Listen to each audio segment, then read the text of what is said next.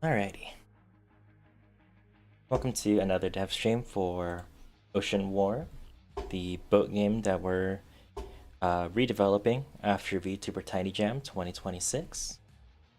Today's goal, as you can see at the middle of the screen there, is to finish the PT boat AI that we started last week. Good news on that front. I did figure out why it wasn't working last stream. For those who weren't there, hold on, let me load up these blueprints real quick. Essentially, what was happening was when we were loading into the level, what we wanted to see was this enemy AI wander the area and then charge at the player. But that wasn't working. And I figured out why, and it turns out it has to do with how Unreal Engine 5 has changed from Unreal Engine 4. Just to prove my point here. Originally, we had the AI set up like this, where, oops, drop that for a second. This is how we had the blueprint originally set up. Essentially, the enemy character blueprint itself would say, I'm going to move when the game starts. But if you do that, oh, now it's working. Okay, did I do something wrong? Okay, well, regardless, part of the reason it didn't work is because Unreal Engine 5 prefers you doing your blueprints through the enemy controller. And the other part of the reason was because the enemy character is using... Here, let me see if I can hide this real quick.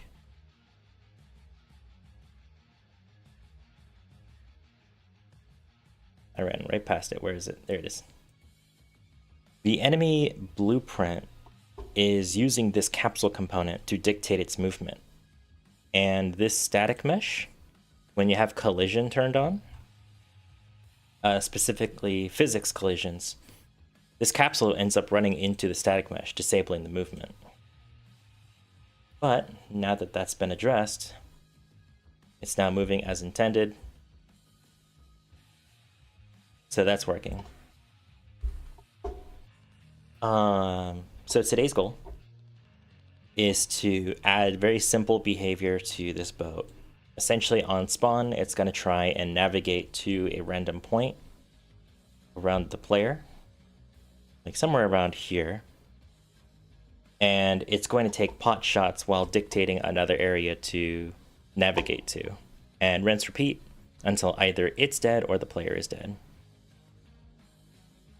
Now that we got our goal set up for today, that's why it looks weird.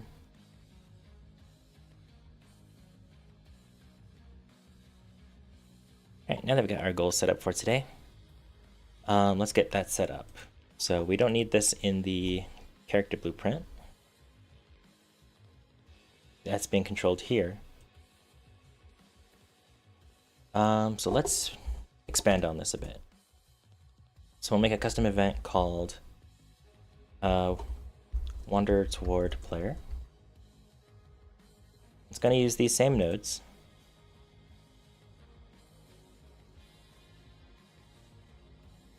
But instead of going straight to the player character as dictated by this target actor node, we're going to get the player character here. Actually, let me do a funny test. I'm wondering if we increase the acceptance radius. Oh no, if it'll just, never mind. Forget I said anything. Okay, I'll say what I was about to try. What I was gonna try was expanding the acceptance radius to like 1,000 units or 2,000 units and see if it would, you know, find other points to navigate around to. But in reality, what that would do is as soon as it detects that it's not within 1,000 meters of the player or whatever, it would just inch like 2 steps forward and then stop again. And we don't want it to do that. We want it to actually try and wander around the player character. So what we'll do is get player character, get actor, actor world location. Oops, not giving me that option. World location. Get world location. Here we go. It's not letting me just do the actor though, which is interesting. Pretty sure there's a way to do that.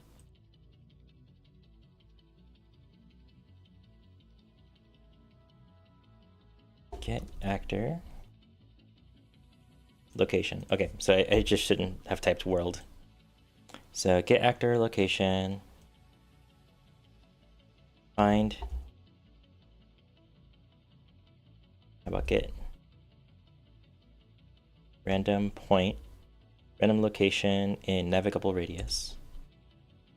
We need to do that first. We'll slide this out here like this. The origin will be the player character's area.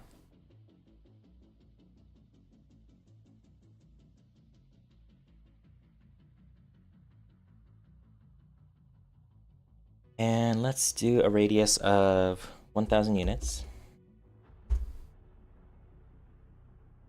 And use that location data for the destination. Now, to give that boat the play space it needs to realize that goal, let's increase this to, I don't know, 150 by 150.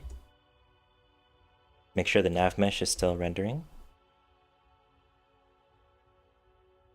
Cool. And then we'll move the player start back a little bit. That should be everything we need to see that get started. And then we'll say on success, do the same thing, just wander towards the player. And then we'll tweak this later. But for now, wander toward player.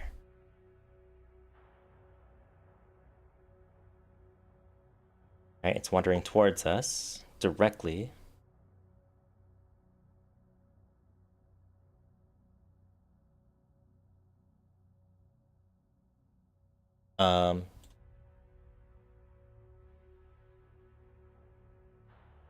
Okay, so 1,000 units is too close. That's what I'm seeing here. Let's try 10,000 units.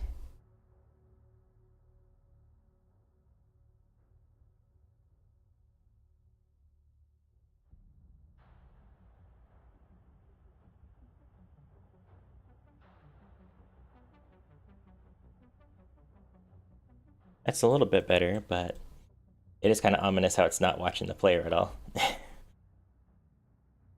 But that is giving us the intended effect. The other thing I remembered is why this player start has coordinates set to 0 like this. Or not 0, but I'll need to, can I just undo?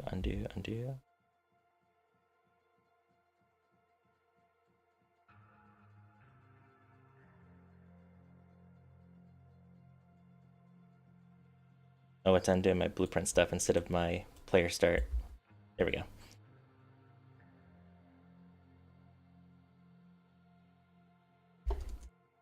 Wander towards player, on success, wander towards player. Now, I'll tweak this later to be more what we need it to be to control this better.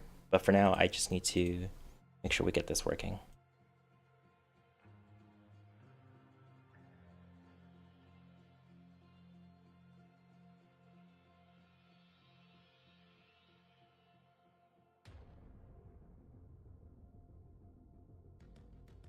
Oh, right. Okay, reset this. 2, 3. There we go. Cool. So anyway, to get this, so one of the issues with doing things this way explicitly is when you use an event caller like this, it means you don't really have a means of interrupting it or stopping it on like an end condition unless you explicitly put it there. And even then, it'll stop at that end condition. So in order to make this more feasible for us to control, we'll just do,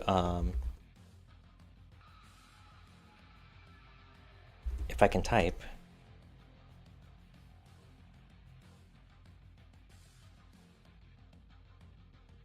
Oh, right. It's called timer by event. Timer by event.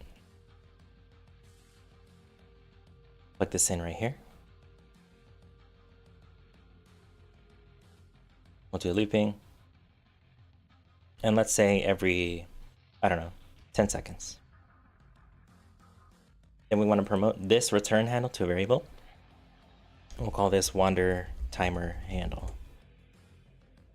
So what this does is essentially create a repeating event for us and controls it using this timer. Meaning that if we were to do something like, what was it, reset timer? No. Here we go. Clear and invalidate timer by handle. If we want an event to interrupt this, we can call upon this to turn that off. So for example, let's say we add a branch here on success and do, I don't know.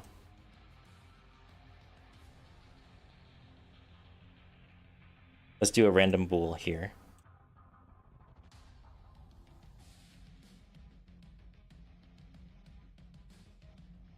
Random bool. And say, if true, clear and invalidate timer by handle, and hook this up right here.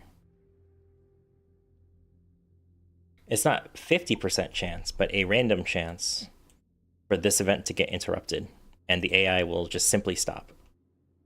So if we run this, right? I think it randomly failed itself on the first try.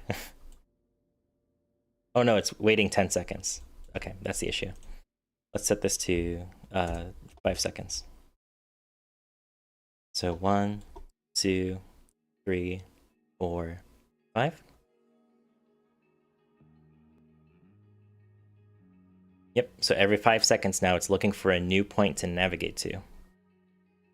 So even if it doesn't reach its destination, it'll change it up again, which is more in line with like boat behavior, but now it's not letting us do that invalidate timer thing that I was going on so poetically about. So how about we do that instead? That way, regardless of if it reaches its destination or not, it'll still check if it needs to clear and invalidate that timer.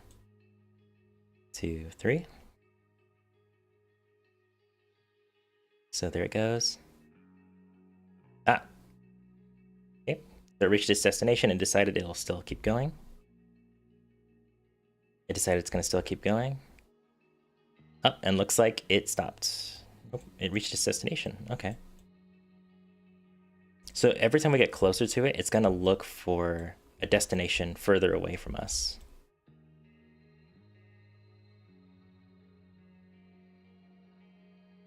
I'm just waiting for it to clear and invalidate its timer. Probably should have increased the odds of that instead of letting it be completely random. Oh, I think it did it. It invalidated its timer. So yep, that works as intended. Perfect. So why do this, right? Why give us control of that? It's so that way we can add a unique behavior on wandering toward the player. So for example, if I was to say, you know, if you make it close to the player, I want you to do something different, we can add that functionality here. And that functionality here we're going to do is called scatter.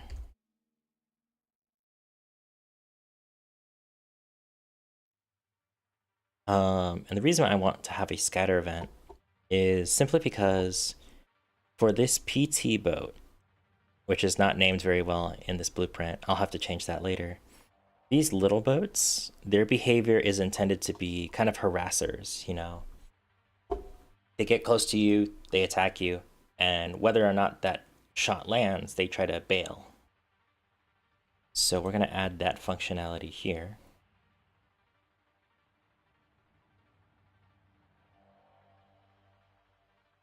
So get random point. Here's what we're gonna do actually. We're just gonna set that to 5,000 for getting towards the player. And then for scatter, we'll aim for the 10,000.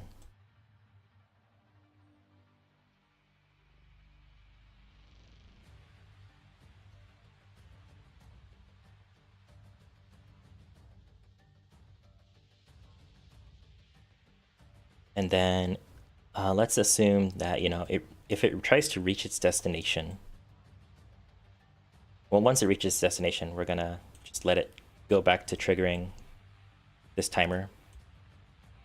You know, because if it can't escape the player, it might as well just repeat what it's doing. Can it do multiple pins? It can do multiple pins. Perfect.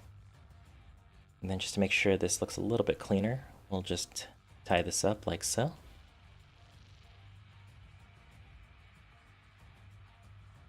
And then instead of doing a random bool here,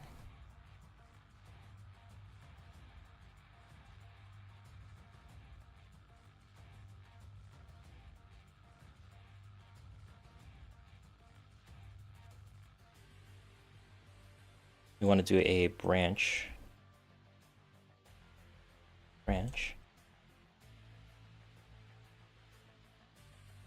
We're going to do some quick math here.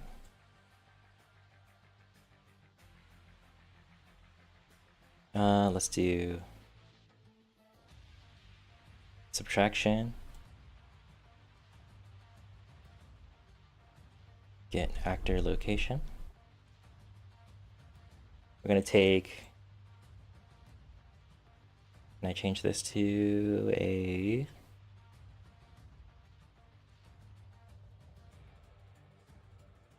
get vector length? Nope. Vector length, here we go.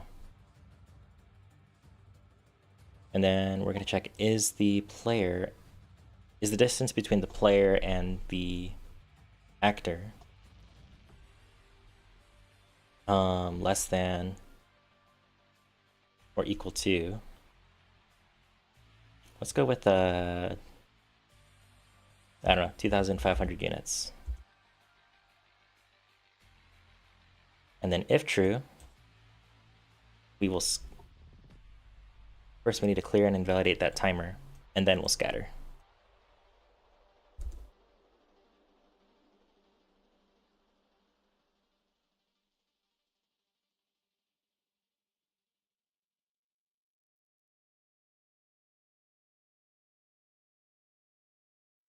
So in theory, every time it tries to find a navigable point in a 5,000 meter radius, it'll move to it.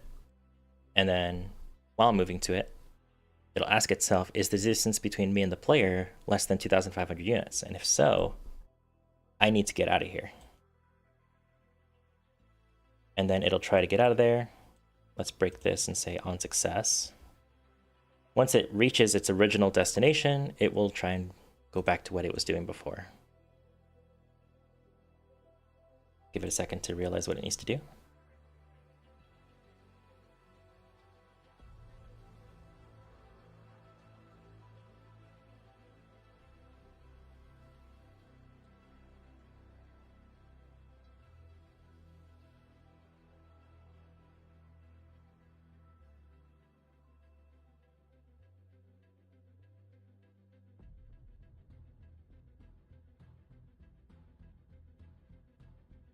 Yep, so it recognized we're too close, so now it's trying to run away.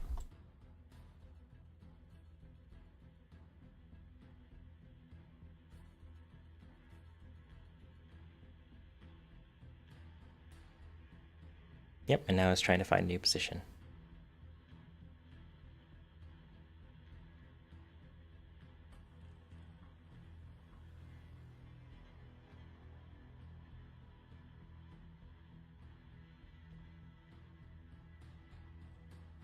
Oh, at least that's working. So Now these boats are supposed to have torpedoes. I don't think we've programmed the torpedo weapons just yet. But a question is, did we even put the torpedoes in the game? Yeah, so we have our torpedo models here. So what we're going to do is we're going to do some stuff that we did in our original release of the VTuber Tiny Jam version, which is to say we're going to have a display version of this actor, or of this model, sorry, and it's going to be displayed on the sides of the boat. And it's going to represent how many available torpedoes it has on hand. It's then going to hide those torpedoes when it's attacking the player. So we need to come up with an attack thing, which I think we can actually do in here, in the character. So first things first, we need to make a torpedo actor. So we'll go to weapons here. And we'll need to make 2 actors because of the weird way I'm doing this. We'll start with a regular actor and call it torpedo display. And then we'll need to make another actor. Whoops. Close that. And we'll call it torpedo projectile.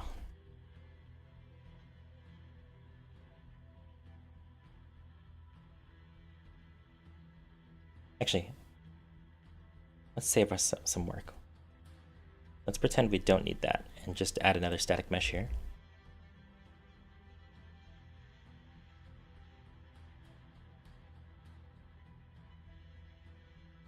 Torpedo 1.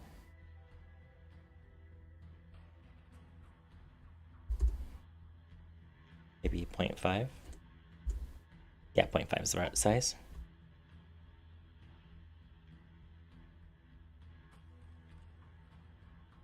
Unreal does not want me to use the hotkeys. There we go. 90 degrees. Slide to the left. Move up.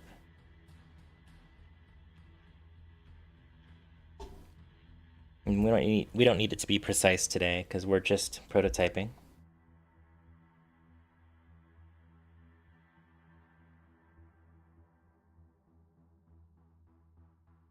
So we'll make a custom event here. And we'll call it fire.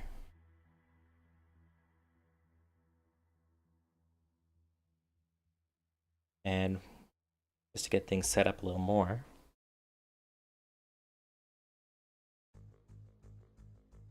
go to our torpedo projectile blueprint, give it a static mesh, and that static mesh will be our torpedo. Gotta make sure that we rotate this the right way. And let's scale it down to 0.5, just to start. It might still be too big, but we'll figure that out later. So, one more thing we need to do. We need to add a projectile movement component, because this will be our projectile. And just to give it some starting stats here, we'll have it move at 500 units at its initial speed and 500 units at its max speed. And we'll add a we need to add a collision. That's another thing we need to do. Let's add a box collision.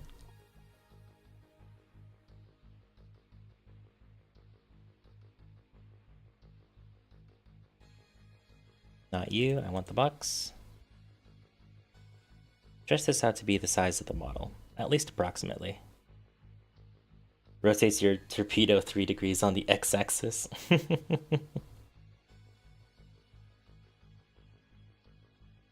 Alright, now that we have basically everything we need to get started with this torpedo projectile, we'll want to do an on component begin overlap just to set up the effects of the collision. We'll do other actor, apply damage. And then we'll just put a base damage of 25 for now. And then once that's done, we want to destroy this actor.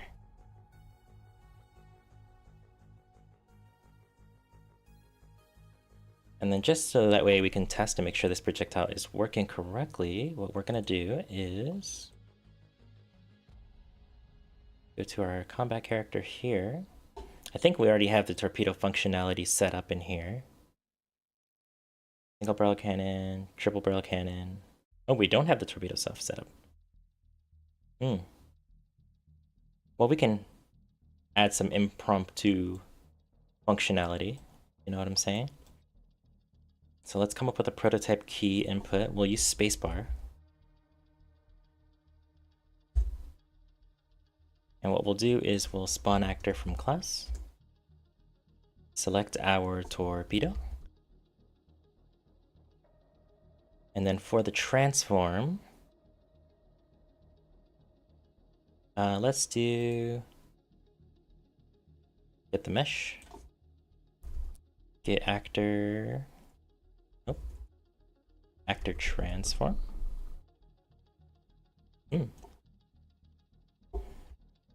Actor transform. There we go. And then what we're gonna do is just split the structs, because we don't actually want to change the size of the torpedo, but we do want to change where it spawns so we don't hit ourselves. So what we'll do is get a plus, and then get forward vector. Okay, maybe get actor forward vector. There we go. That's more appropriate. We'll do a multiplication here. Change this to a float and say, I don't know, 500 units. Then hook these all up, and what this does is essentially say, hey, get the current location of the player, find the forward location of the player, where are you facing, and then 500 units in front of the player, spawn the projectile there.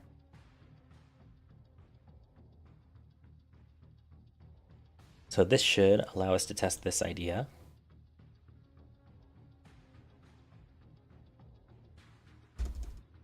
I have some bad news. Okay, so just to test things first, let's get a print string and say fire, just to make sure the spacebar input is working. Okay, that's good. So the torpedo is just not firing.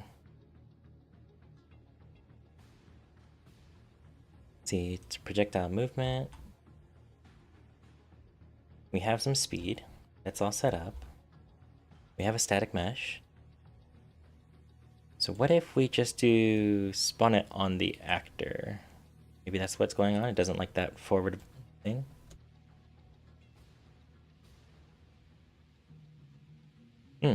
Torpedo's still not spawning. Here's what we'll do. On event begin play, I need you to print a string so I know you exist. Shout to the world that you exist when I spawn you. Okay, that's good. It is spawning.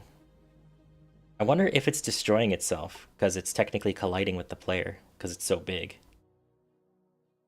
Here, let's get rid of the destroy actor thing.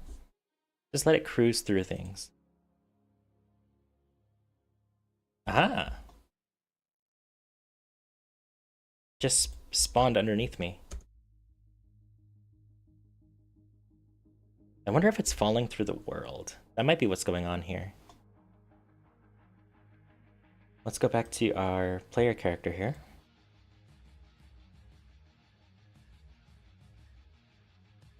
How can we do this? Let's do a plus. Let's say add, I don't know, 100 units. Spawn 100 units above the player. Ah, it's falling through the world. Because the projectile has gravity. So just do gravity. Oops, GR for gravity. Set that to 0.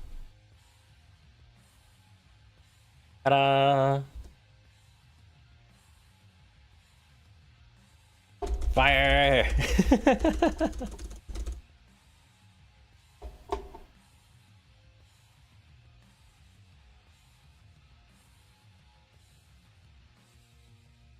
Here's something I want to check. Is it colliding with that enemy? Demonstrating, we'll say target hit, just so we get a unique little thing telling us what's going on. So it hit us, that's good. Is it going to hit the enemy? Target hit, perfect. So we know these collisions are working. And I think the enemy's no longer moving because we have collision turned on for these torpedoes.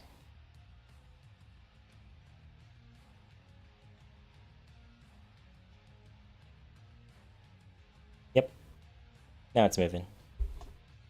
So now that we know the torpedoes are working, we need to come up with a way for it to fire these torpedoes. So, on fire, we're going to do a, yeah, let's do a flip-flop.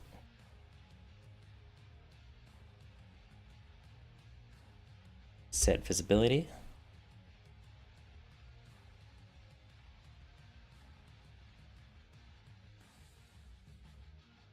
Then let's do another custom event here. We'll call it reload. And then branch.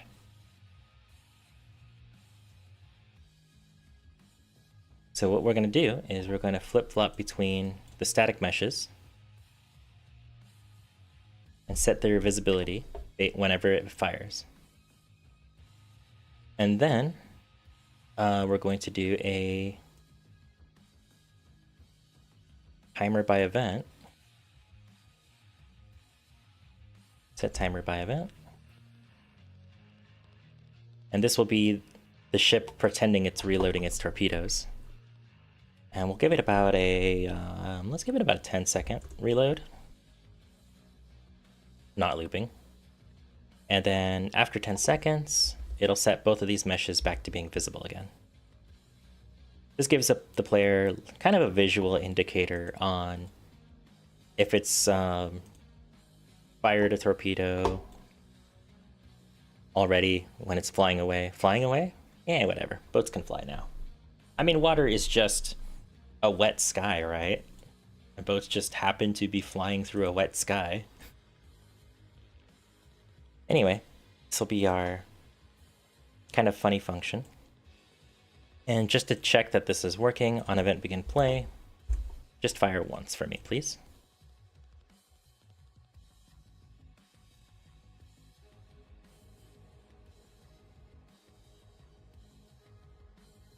And then it should be reloading. Yep, look at that. And then just to make sure this is working, I'm going to actually set timer by event.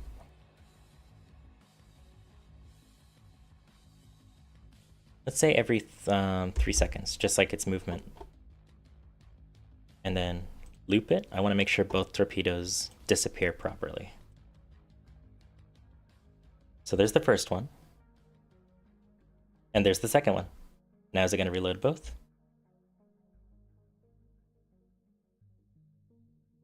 Oh, you know what? I think it's calling the fire event faster than it's reloading, because the reloading is 10 seconds. Here, let's make the reloading 5 seconds. And let's have you call this event. Oh, I feel something at my feet. Hold on. Sticker from one of my packages. Okay, let me put that aside. Anyway, let's have it fire every 3 seconds, and let's do every 3 seconds for both, maybe, just so that way we can make sure both are working. There goes its first torpedo. There goes its second torpedo.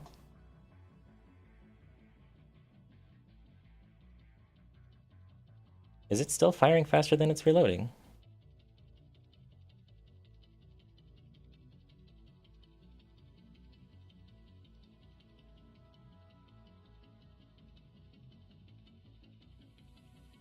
Let's set the reload time to 2 seconds.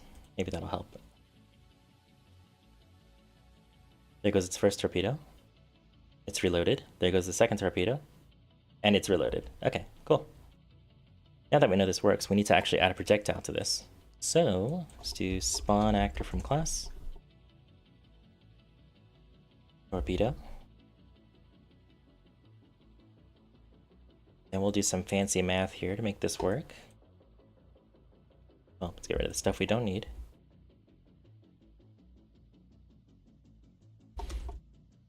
Get actor location. Plus get actor forward vector. Multiply. Let's try, I don't know, 200 units in front of the boat. This is gonna get messy really fast. Let's grab this stuff, slide it up like this. Set the location like that. And then maybe instead of get actor location, get actor transform.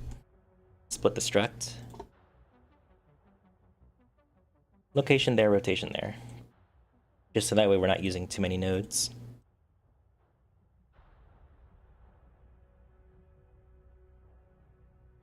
Ooh, okay, so that's still too close. That torpedo might also be too big, so let's drop it 0.5 on the scale. And let's do 500 units in front of the boat. Hey! It is hitting itself though, which is not great, but it's working. We also need the torpedo to destroy itself when it hits the right thing, so let's do this. Do a branch.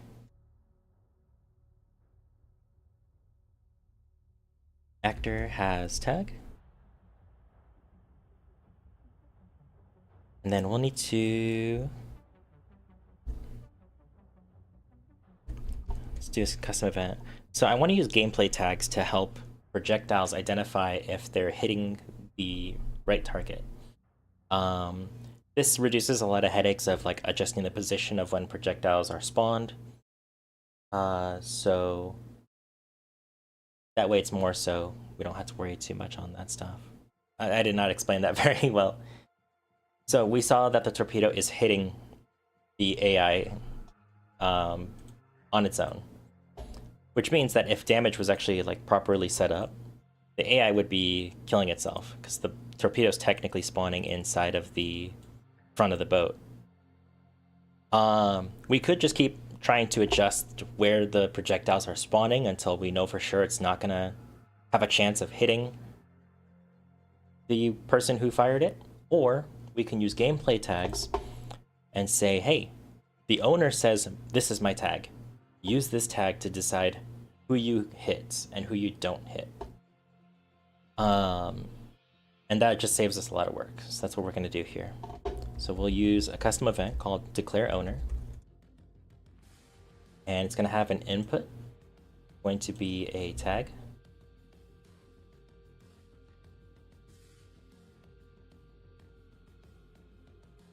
Trying to find the right thing here.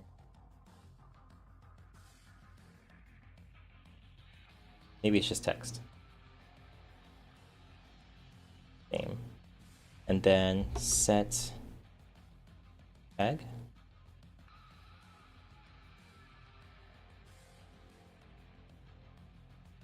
Set tags, here we go.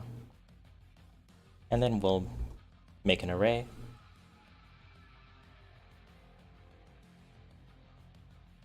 So name that parameter owner tag.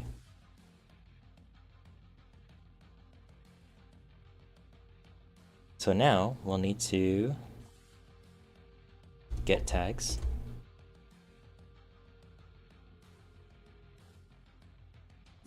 Get a copy of index 0. It should be the only tag in the array. And if the actor has the same tag as the input tag, then we don't want it to apply damage. We want it to pass right through. So now we need to set up that functionality, which is actually pretty easy to do. When you spawn the projectile, slide this out a little bit, do declare owner.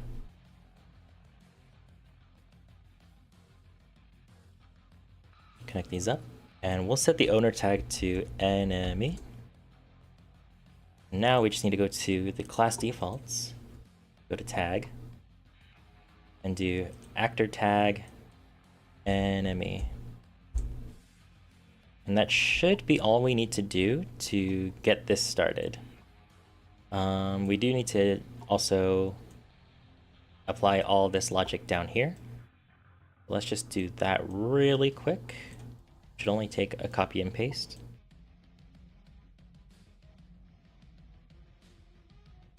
Oops, I copied the get visibility too. We don't need that. That's already here. Just do that. There we go. Compile and save.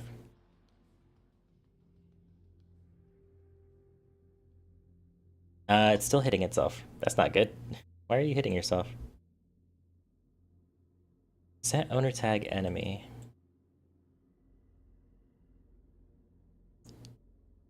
Does the other actor have that tag? If not, apply damage. Here, what if we just defy logic and say, do they have that tag, then do damage? Yep, that fixed it. Okay. Let's try and get in front of this torpedo. Oh, it hit itself.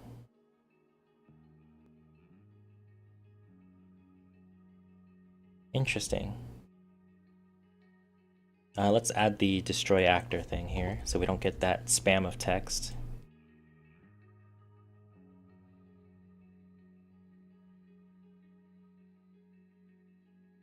Yep, it hit itself again.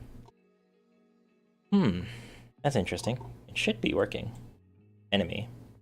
Maybe because while the actor has the tag, the components do not, which would be really strange, but we can definitely take care of that real quick. Just to make sure we got our spelling consistent, we'll just copy and paste it.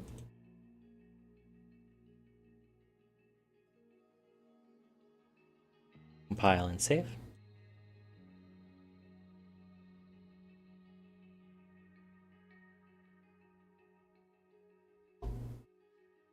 Let's put this back into false.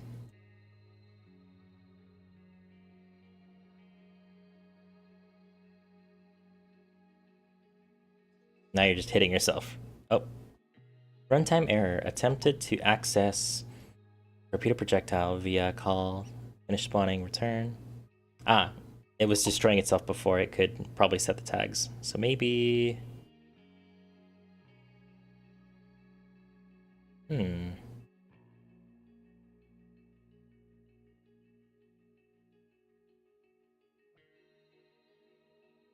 But that does mean that it's still trying to destroy who's spawning it.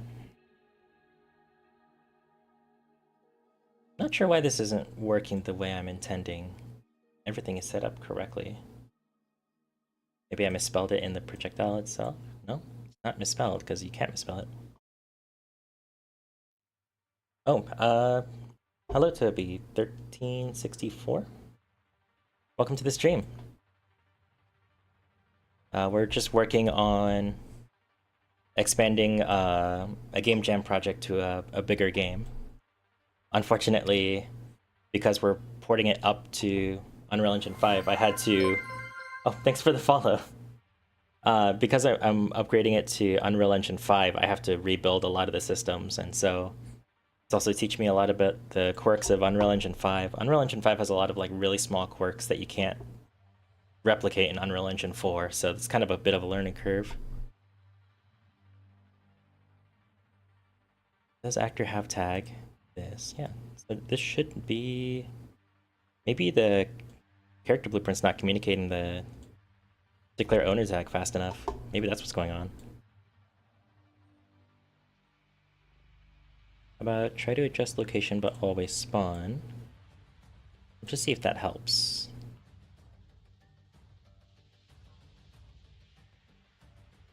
Nope, it's still trying to destroy itself.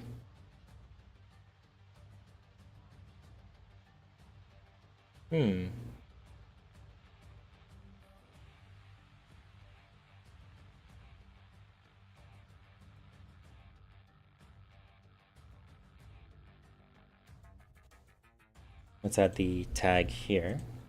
Let's just go through our components here and just make sure they have them all. We shouldn't really have to do this, but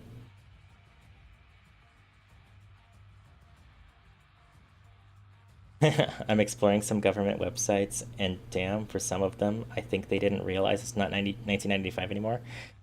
Honestly, man, they need to touch up their websites. Back in I think it was 2022. I actually went to the copyright website for America's copyright like filing stuff. And dude, that website looked like it was running on Windows 95. It was pretty painful. I think that was part of the reason I decided not to learn about how to copyright works, is just because that was just so painful.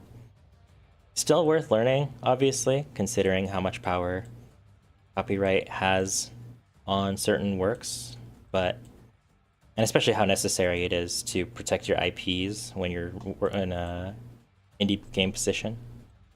But that's gonna have to be way, way later. Okay, so spawn the projectile, declare owner, owner tag is enemy, onward tag. New York Metro runs on Windows 95. Yikes. Declare owner. Go to the torpedo. Declare owner. We take that tag and we put it in the tags array. On actor, begin overlap. Get tags. Index 0. Does the hit actor share this tag? Copyright is implicit. Are you sure you don't mean patent? No, it was explicitly the Copyright Office website. Patents is a completely other thing that I know next to nothing about.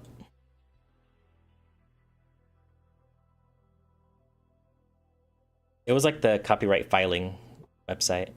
But again, this was 2022. This was like 4 years ago. Like, maybe I just didn't. I was also like barely an adult, you know. I was still figuring out how the world worked around me. Not to say that I would know how to do that website now, but I might be able to have the patience to better understand it. There's a lot of things I should revisit now that I'm older. You don't have to file for copyright as you have a proof of when you made something. That is not true in the US legal system. At least based on the cases that I've been taught when I was in university. Like, yeah, you have evidence of when you made something, but copyright is proof of ownership, not proof of creation. Yeah, there's a lot of really good videos on YouTube about how, like, for example, I'm trying to think of an example that I'm familiar with. Like, the closest I can think of is, like,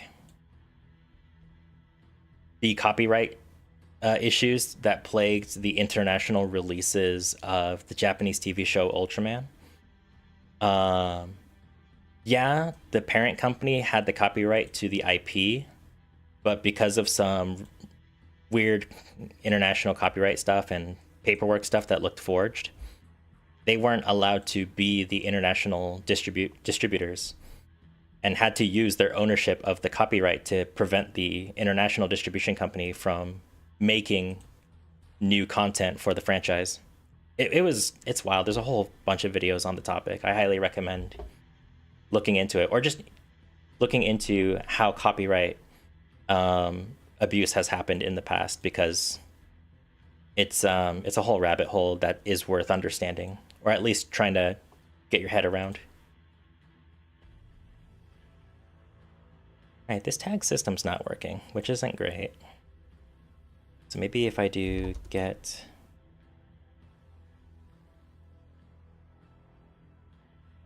tags. There's one array element here. Get a copy.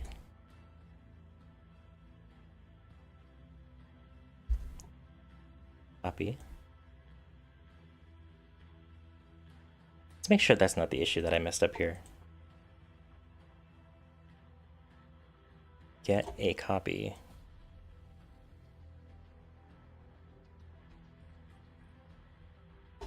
Nope. That's still not working. I do wonder if it's because this is going too slow, though. Let's extend that range. Let's go 1,000 units.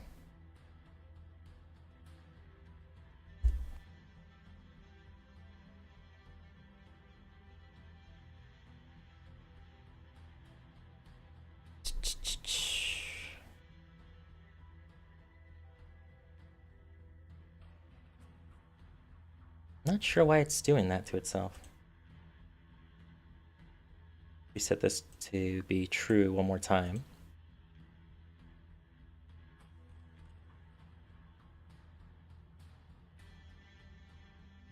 Okay, now it's not hitting itself, so that's good.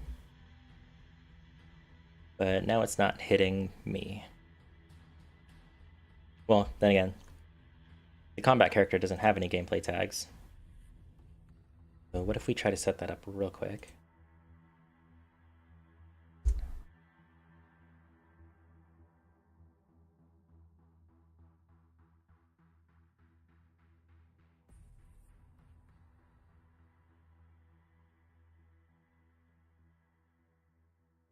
Nope.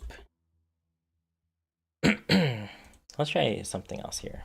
Right now, the static mesh is doing a lot of blocking. Let's overlap all dynamic. I doubt that's causing any issues, but you never know.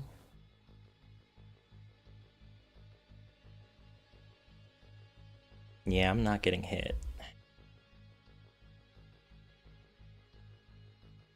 Man, it's always collisions that get me all kinds of screwed up in Unreal.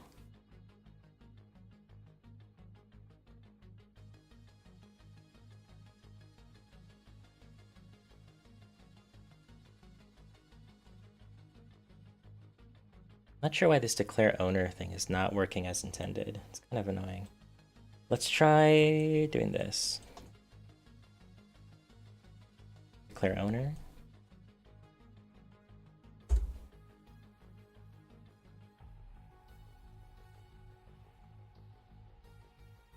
Okay, so that's not hitting the player when I say player.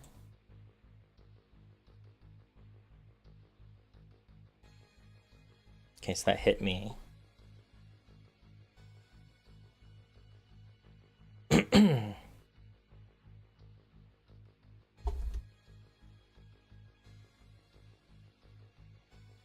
Actor begin overlap. What if we change this to actor begin overlap?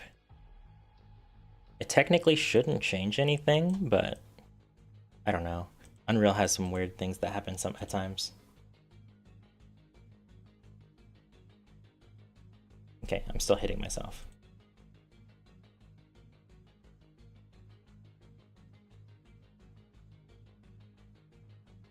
What if I begin play, delay 0.2 seconds? Let's do 0.5 seconds.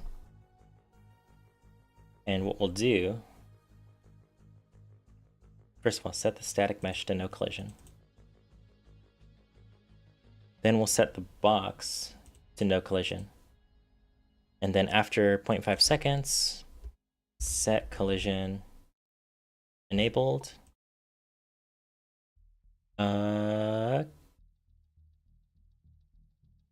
Query only. It shouldn't do anything, but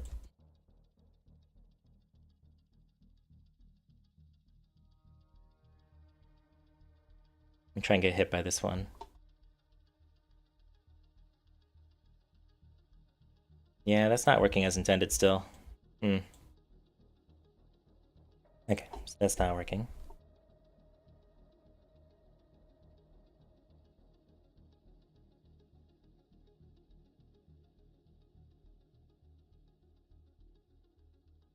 Let's do collision preset, overlap all dynamic. And then do custom from there.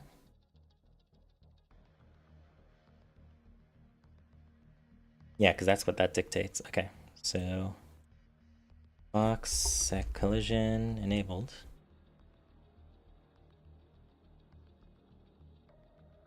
Get a delay. Set that to 0.5. Query only. And then by default, we'll set this to no collision.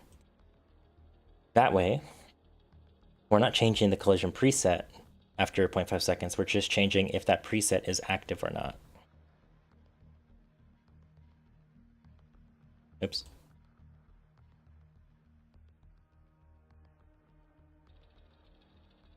Well, I'm not hitting myself, so that's a good start. These torpedoes definitely need to be faster, though. Trying to get hit by the torpedo. I saw a target hit, but I'm not sure if that's because it hit me or not. Let's increase the torpedo speed to, I don't know, 5,000. Should be solid. Oops, not 50,000. That might be a little too fast.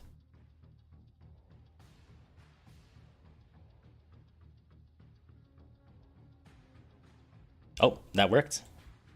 Now let's see if we can get the AI to hit us.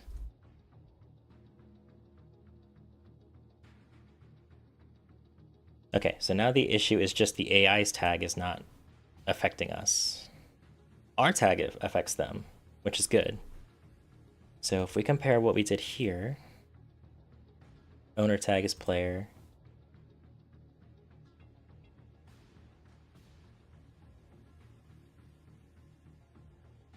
Enemy.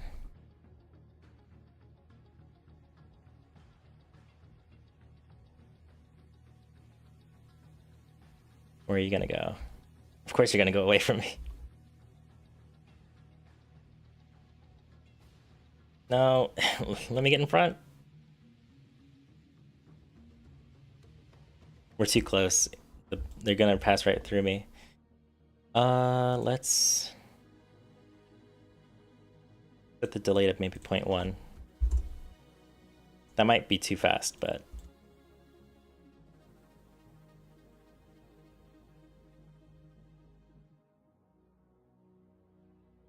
please turn my way. Yes.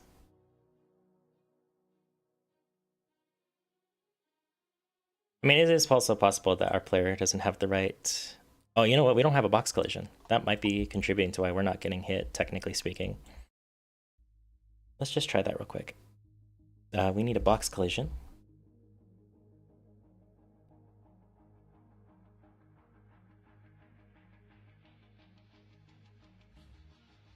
Let's set the size to be pretty long. That's actually pretty solid. Excuse me. That's something in my throat. Okay. That should be pretty solid. Up the, oops, height of the collision just a little bit.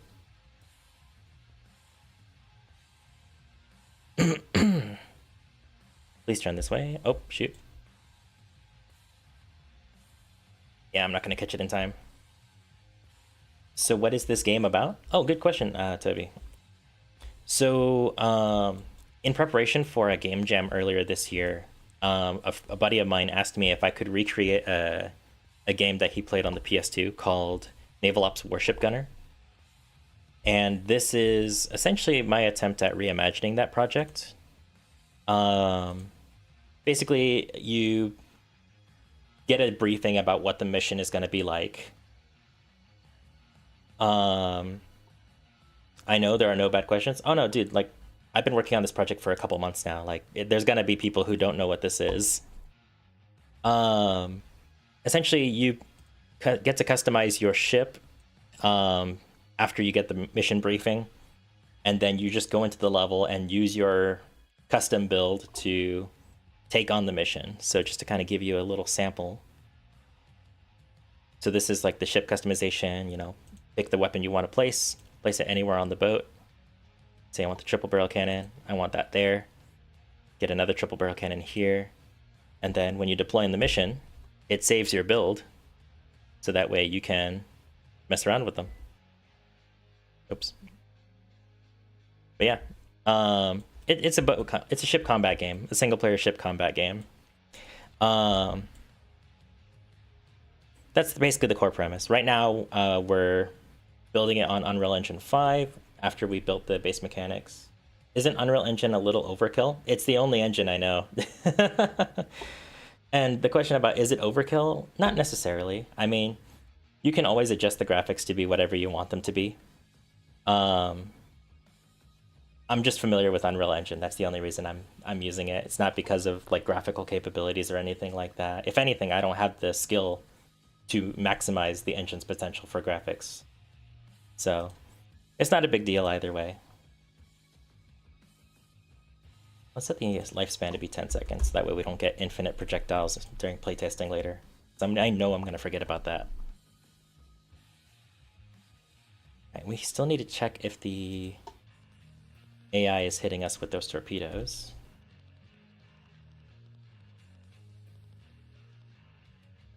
Oh, perfect. Come on.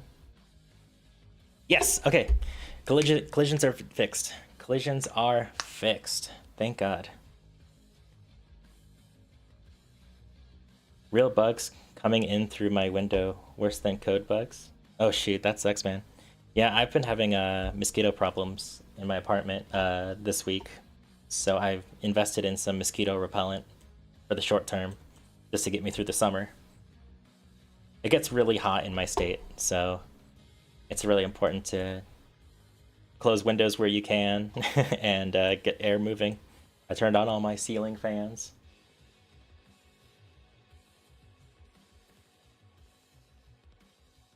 If you don't already have them on your windows, I recommend, oh shoot, what are they called? Window meshes? That's not what they're called. They're essentially frames that fit in your window and are wire mesh, so you can see through it, but it limits the size of bugs that can come through your window. Those typically help here in the desert where I live.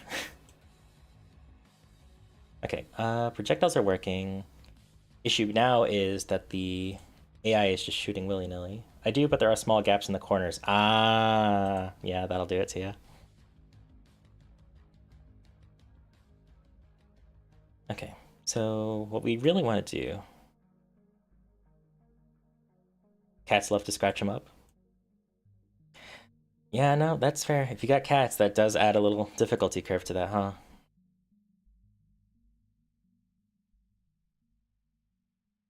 Alright, so here's what we're gonna do. When we're firing, we want to make sure that the ship is facing the player. We're gonna do this in a little bit of a silly way. Not a branch. We're gonna do set actor rotation. And there is a way to like ease that movement, but for now I just want to make sure that the actor rotation is going to be turned in the first place. So we need to get the player character. Get actor location. And then get actor location.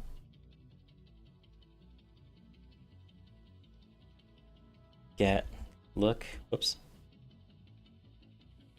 at rotation. Here we go. Oh shoot, I want to have these swapped actually, because the look at rotation starts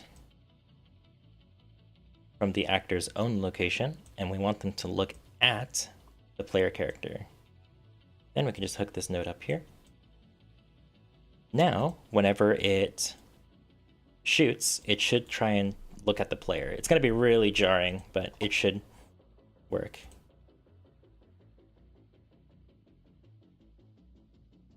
Ta-da!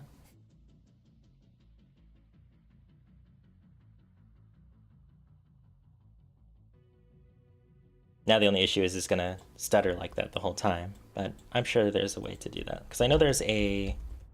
that's not the way to do it. Timeline? Add timeline component. So I don't know... Whoops, not you. Timeline component.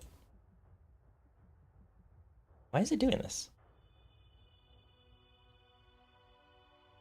Automatic attachment causes the first component to create and become the root. Huh. Anyway, this timeline component node is something that I never took the time to properly learn, but it allows you to essentially have events or functions ease in based on a timing that you set. Oh, this one. Yeah, there it is. So we'll call this the turning timeline.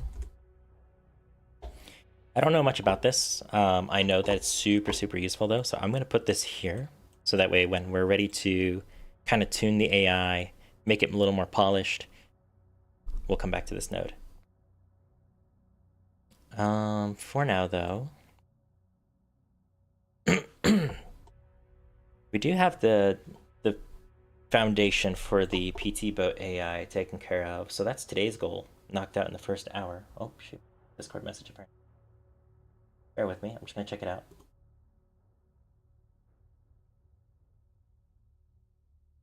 Alright, cool. Nothing urgent. I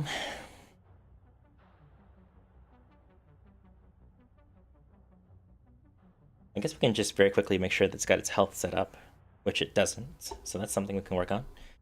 So let's do this. Let's make sure we comment this out so we know what it is at a glance next time. That's the reloading. This is the shooting torpedoes.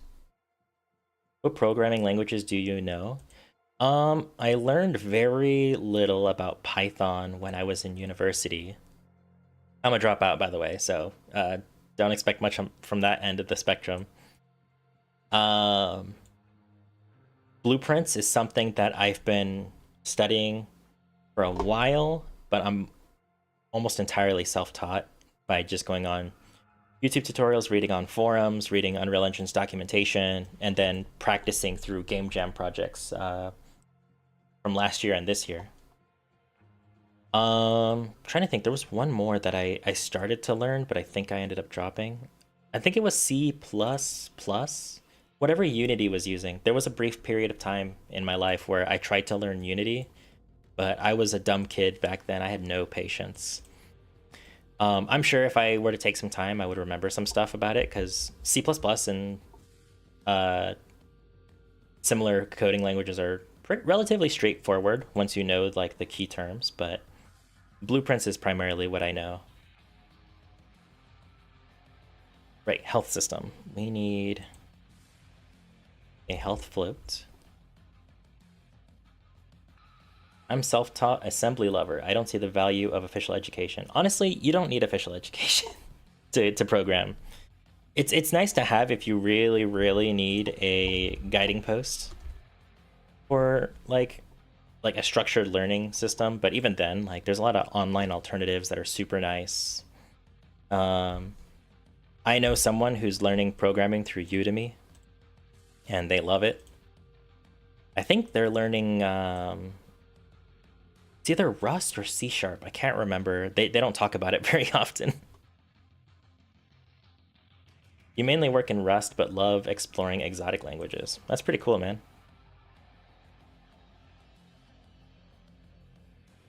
Yeah, at some point I'd like to sit down and kind of at least refresh myself on Python, because there's a lot of cool stuff that you can do in Python that benefit like smaller tasks, like communicating with APIs for like Twitch events, YouTube events, and stuff like that. But I want to focus on game development for now. Let's do less than or equal to here. Less than or equal to 0. You can't stand Python? Really? A lot of people that I've met who've taken the time to learn anything about Python typically come away with going, it's pretty simple, it's pretty easy.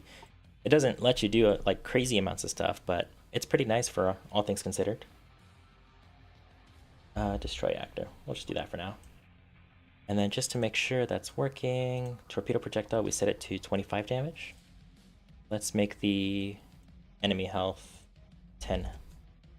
That way we can one-shot it.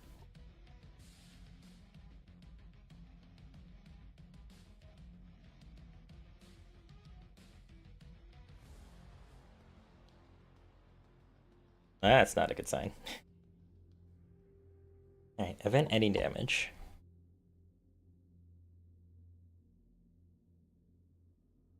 Apply damage. Oh, I didn't hook up damage detector. Whoops.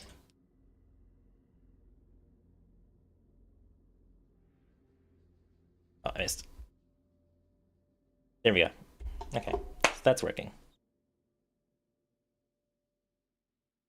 Go back to here.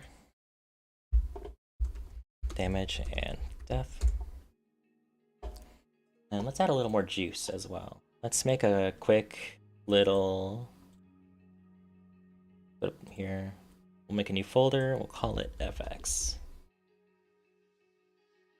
We're going to make a particle explosion, essentially. So let's do a Niagara system. We'll use the omnidirectional burst template. Call it explosion. Let's open this up.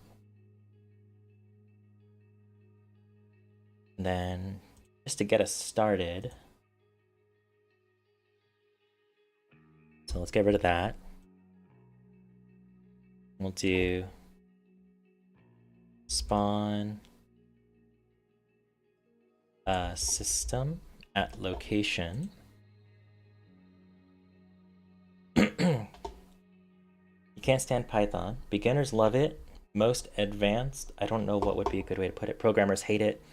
Most features that make a language intuitive for a beginner make it harder to use for an experienced programmer. Well, that makes sense. I mean, Python's not meant to be like the be-all end-all of programming languages, thankfully. The way I was taught about Python in university was that it's a really good starting point to learn languages, because everything you learn from Python somewhat transfers into other languages. Not the direct coding itself, but the programming principles and the foundational concepts. Actor. Granted, Python also has its own utilities in smaller scale projects, and I think that's where it shines the most from what I've seen. But again, I'm not fully taught into this stuff. I don't agree with that, but it's a valid path. Yeah, I mean, that's fair. I know that I think I met like 3 people in university that took that Python course with me who swore up and down that it's better to just learn the language you want to learn straight away. And honestly, they were super smart, so like I understand where they're coming from. But I needed that Python introduction to at least get like some of the building blocks in my head, especially about how to literally code. And I don't know how else to explain that other than when I was a high schooler, programming was really foreign to me. Like, how are you supposed to type it? What are the, formats you need to take into account when designing software? Like, the literal data entry, I don't know how else to put it, of coding. The line by line typing was something I wasn't familiar with. So learning Python was like a safe space to learn that stuff without accidentally, destroying the world with the more advanced languages. At least that's how I saw it when I was in high school. Okay, so this explosion system is not spawning. Oh, because the actor is getting destroyed. Okay, so let's do this. Get actor location. That should make it work better. There we go. So the reason why it wasn't working earlier is because it's applying the damage before it spawns the particle system. And since the damage was, one-shotting our enemy character, you couldn't get the enemy character's location before you spawn the particles. So now that we've got that situated, we now get to see a little particle explosion before it disappears. Nor do I agree with that. I think you should first learn how computers work, a little bit of assembly theory, and then a low-level language. And with that base, you will understand the design decisions of why a language does something a certain way and how it translates to what actually happens on the hardware. That's valid. That's very valid, actually.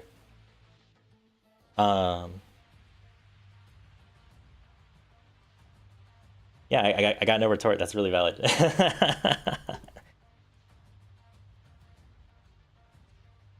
I just wasn't taught that way, so it's hard for me to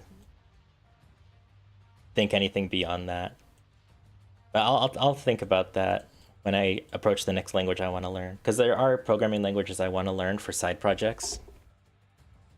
I just haven't looked into what my options are, what they do, and how they're utilized. Like Python is the one I want to learn most right now, only because I've seen what it can do for certain projects that I would like to do that other creators have worked on. But yeah, I'll look into that because I've seen, I go to bookstores a lot, and one of my favorite things to do after I pick up all the books I want to buy is go buy the science and technology section of the bookstore and see what programming books are there. And Rust and Assembly are like two of the most common books I see nowadays.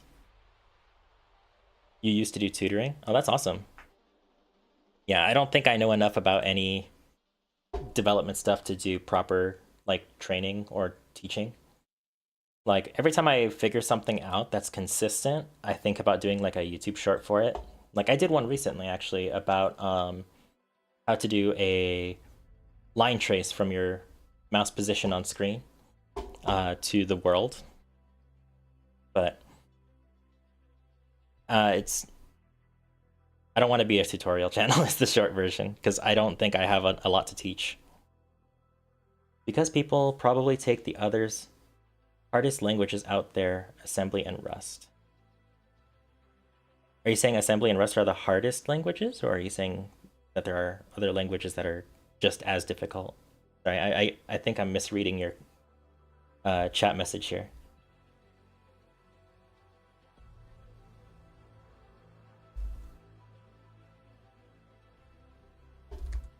Damage?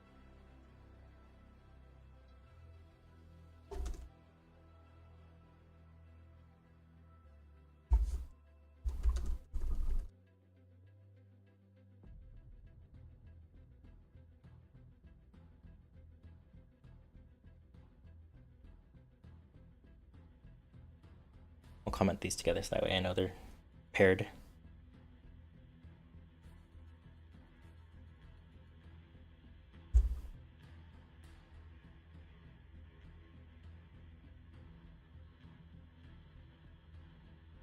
Put this here.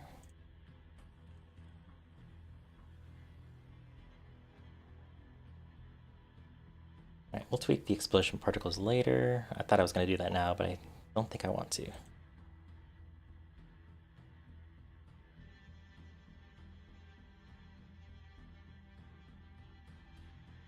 there anything else I want to do with the boat? AI. So on begin play, wander near the player. And then if you get too close to the player, try and swim away. And while all of that is happening, occasionally fire at the player. No, that's pretty much all I want that ET boat to do. So I guess today's stream... Oh, here we go. Sophie says, I'm saying those are the hardest. There are harder languages, but you usually don't really get to know them before diving into the programming world. Ah, okay. Yeah, I've only met one other person who has engaged with Rust or assembly, and they said like it's tough, but they are good languages. But they chose not to elaborate beyond that. Not a slight on them. Like if they don't want to talk about programming that day, that's fine. You know, we were playing video games together, so they probably just wanted to turn their brain off and chill. Okay, so since the enemy boat is set up, I think I want to make sure we get the torpedoes implemented then for the player, and then we'll call it a stream. We also don't have a way to properly switch between these weapons, right?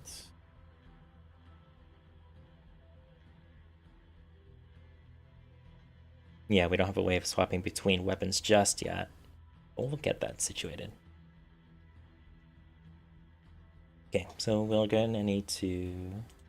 We can close these. Let's get our ship customization character.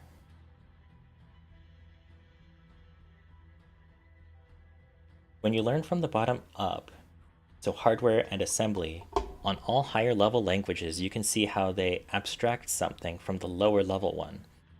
But when you start from the top, like Python, each lower language adds arbitrary amount of operations that you have to do for something to happen, and you have no understanding of why it has to be done that way. So for better learning experience, it's good to learn it that way. I getcha. Oops. Yeah. I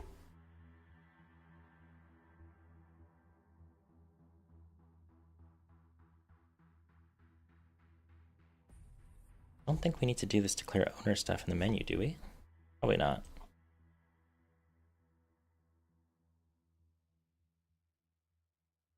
I think I did that so that the turrets could look around when we're customizing.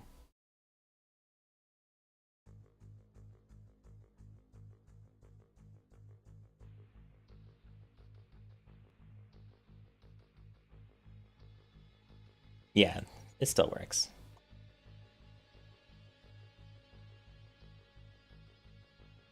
Also, as soon as you learn 3 languages, all will start to look the same, just a bit different. Yeah, that's what I understand from people who know both C++ and C#. They say the same thing. Like, a lot of programming languages are the same, just slightly different. They have some nuances that make them different. Oh, right. I know what we need to do. We need to go to our widgets and add the torpedo option to our buttons here, which is pretty easy to do. Just duplicate this, change that text to torpedoes.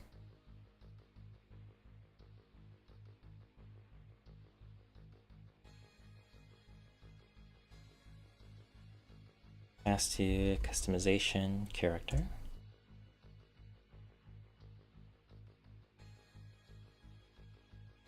Set weapon choice. I think weapon choice needs to be 2.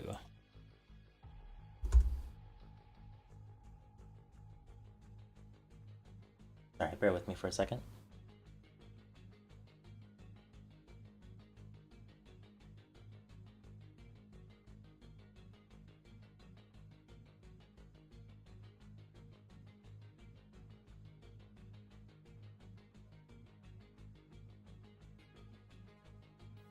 The forced order of operations of C# makes it one of the worst languages I had to use. Understandable. I'm not laughing at your opinion. Sorry. I love hearing programmers talk. Oh, object-oriented programming. I'm sorry, not order of operations. It's always fun talking to other programmers about what languages they do and do not like, because it's never like, oh, I just don't prefer that language. It is, I hate this language and here's why. And everyone's really, really well spoken on why they don't like certain languages. So I find it really fun. The object-oriented programming method is also why a lot of people hate Java. Like, it's actually why I refused to learn Java when it was offered to me, was because of the reputation Java has as a object-oriented programming language. Object-oriented programming is probably 10 times slower than procedural operations. That sounds about right.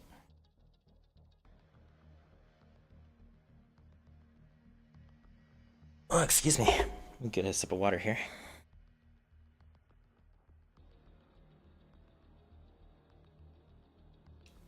There we go. Yeah, let's see if we can plant torpedoes properly. Whoops. Right, we're spawning the projectile. That's why I had a display actor. Is there a way I can... Yeah, there's a way. Hold on. We just do this. Set projectile movement.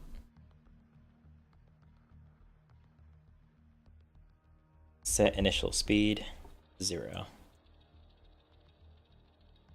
a little bit lazy, but that should let us just put on display. Nope. Okay. Okay, here's what we're gonna do.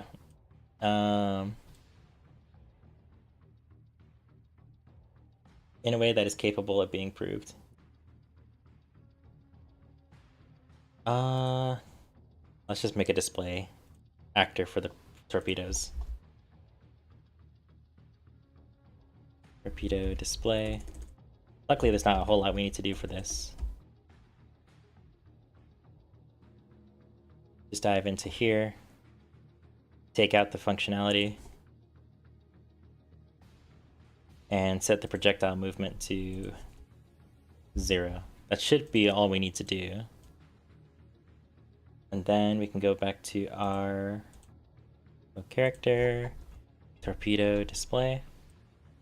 And then there's gonna be some tweaks that we need to do to properly enable the torpedo functionality in the combat character, but we'll cross that bridge when we get there.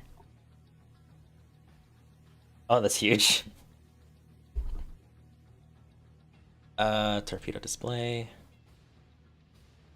Let's head to point 25. Even VB is a more fun experience to use, as it's exotic enough that the bad decisions make it a fun challenge. Apologies, I'm not familiar with VB. Can you tell me what its abbreviation is for?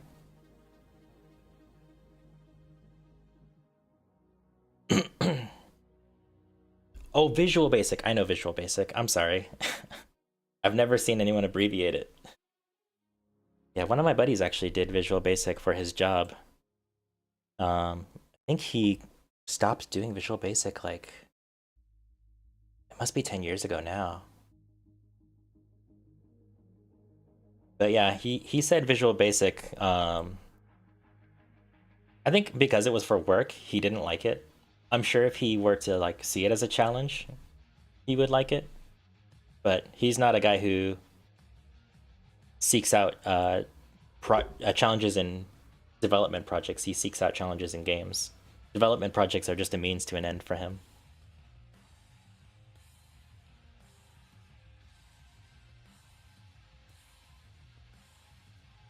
Okay, so we got... Oh, I forgot to check if it's gonna spawn in the right places. That's kind of important.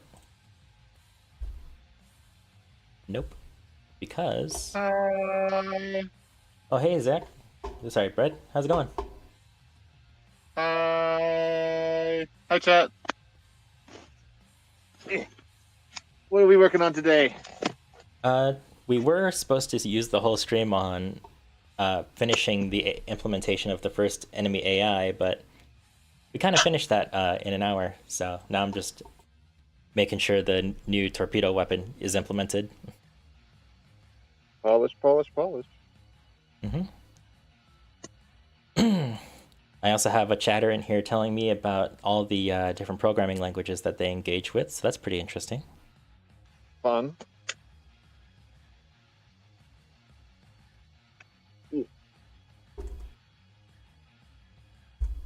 Trying to pull up your screen.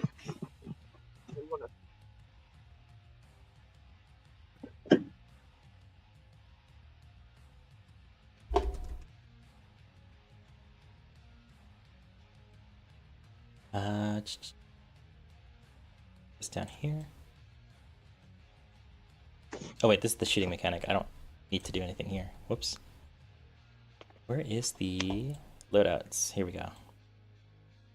Could you introduce the guest? This is my friend Bread. Would you like to introduce yourself in any other fashion? Or expand on it?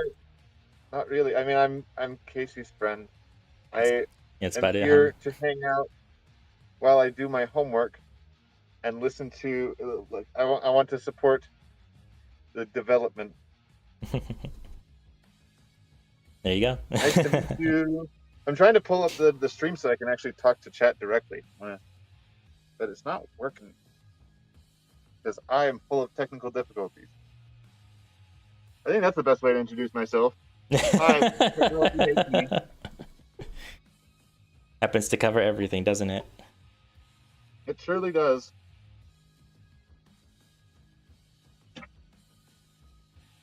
took me an hour and a half this morning to get my homework ready to go, let alone start on it. I've been Then meaning to again, that ask was about that. You get yeah, that pulled up through your Steam Deck too, huh? Because your Steam Deck is your all-in-one. yeah. That's I mean, I do some of my homework through my tablet, but yeah, a lot of it goes to the deck too. Yeah, I always figured as much, but I don't think I ever asked, so I was just kind of curious. Yeah, whatever works on Linux will work on Linux, and I use it on my on the deck, and then everything else goes through the tablet because the tablet is uh, Android and has a keyboard. So Toby's asking, what kind of homework are you working on? If you I'm don't mind working sharing. on some homework for interpreting. So I go to school for American Sign Language, and I'm in a program that teaches interpreters how to be interpreters, basically.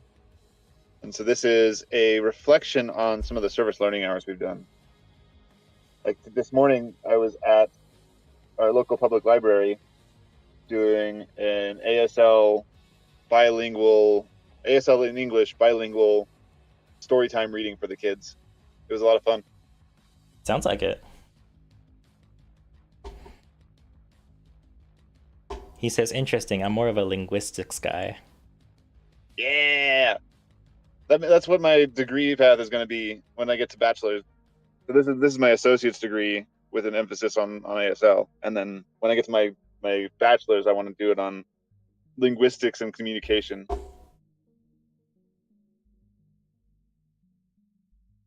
Level cannot be attached to itself. Oh shoot, I screwed up something. Yep. Well, Yep. that's why it's not working. I'm silly. All right, just to talk through what I just did while we were having that brief discussion. One of the issues that we had was that when we attached the torpedo during our ship customization, it didn't follow us into the next level.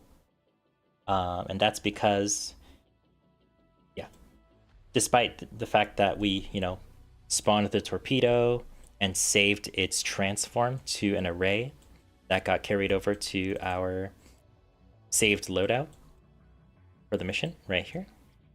It wasn't being loaded in the combat character during the load save function because straight up the torpedo branch didn't exist.